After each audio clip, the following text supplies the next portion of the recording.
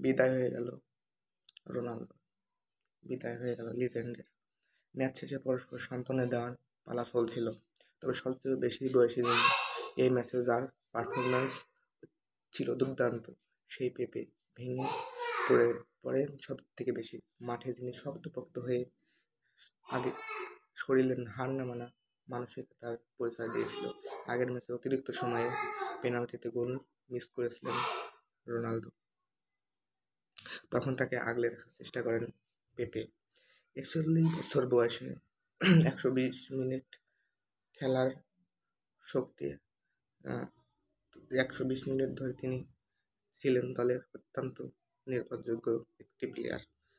এমনকি একদম শেষ সময়ে তিনি দলকে বাঁচিয়েছেন। সেই সাথে আরেক লিজেন্ডের বিদায় হয়ে গেল টনি ক্রুসের।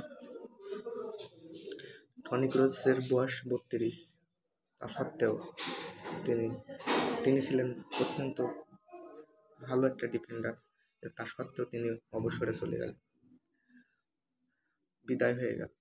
কারণ সে তার সেরা ফর্মে থাকা অবস্থায় বিদায় নিতে, তাই সে বিদায় নিয়েছে। জার্মানি 2014 সালের পর থেকে নিজেদের মেলে ধরতে পারেনি। 2018 সাল, 2022 সাল গ্রুপ পর্ব থেকে বাদ।